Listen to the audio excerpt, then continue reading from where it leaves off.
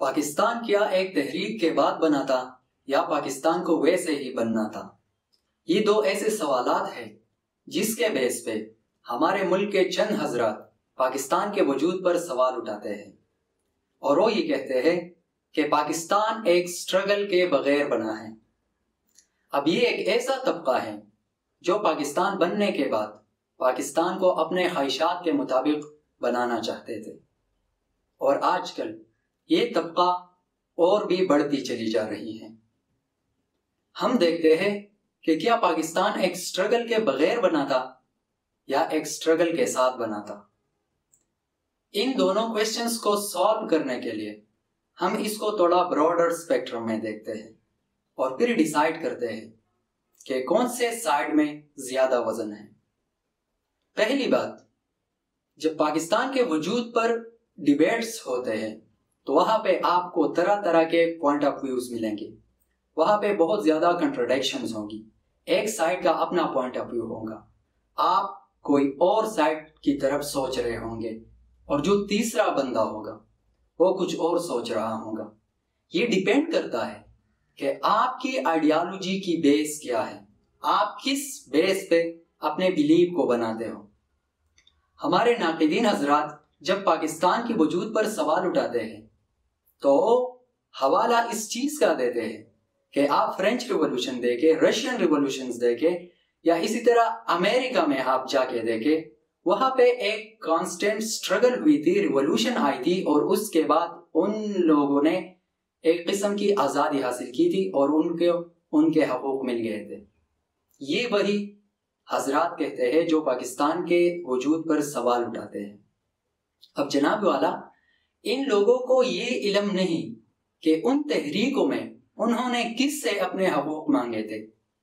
इसमें बाहर के फोर्सेस शामिल थे, लेकिन मेजॉरिटी केसेस में वही जो लोग थे उन्होंने अपने इलीट से पावर ट्रांसफर की थी अपने साइड पे।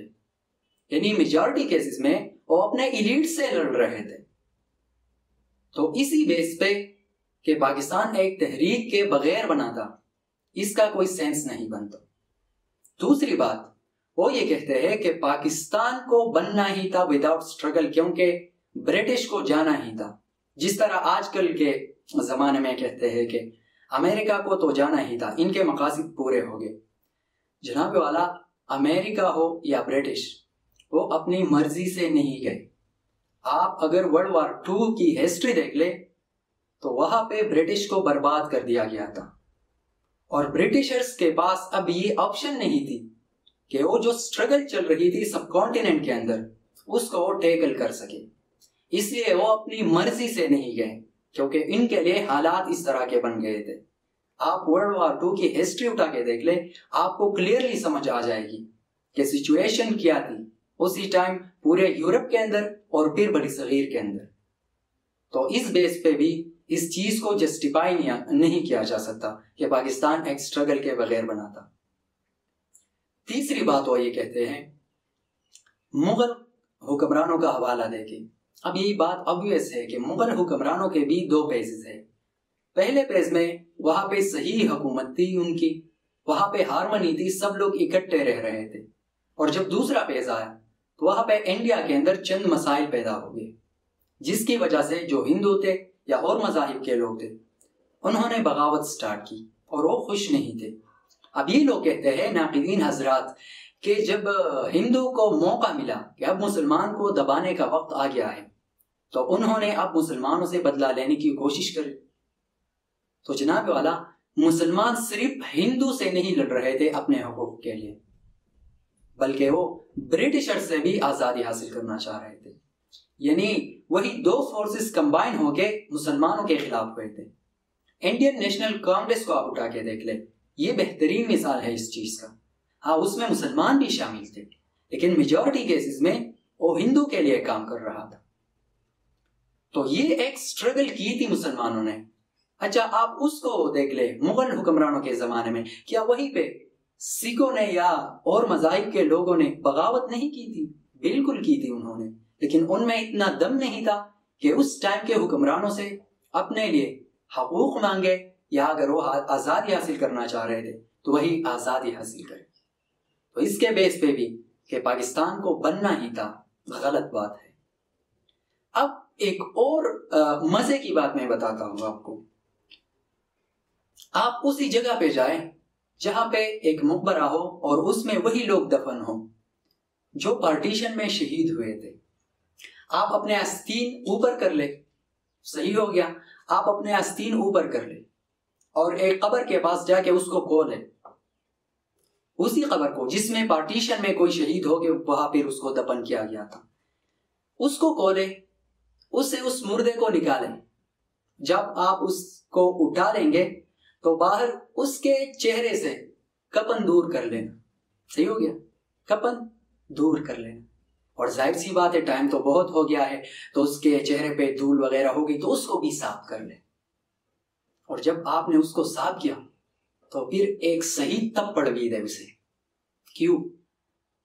क्योंकि बाद में क्वेश्चन पूछे उससे कि पाकिस्तान को एक तहरीक के बगैर, एक स्ट्रगल के बगैर बनना ही था, आप किस चीज के लिए मरे थे, आप क्यों मर रहे हो? तो फिर वही आपको जवाब देगा कि पाकिस्तान एक स्ट्रगल के बगैर बना था या स्ट्रगल के साथ बना था।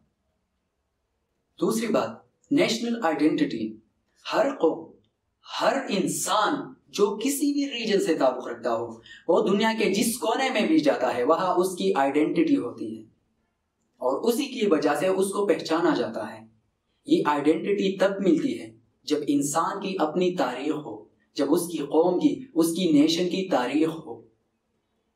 उसी तारीख को बेस बना के वो अपनी आइडेंटिटी बनाता है और हर इंसान अपनी आइडेंटिटी पे कभी कंप्रोमाइज ही नहीं करता।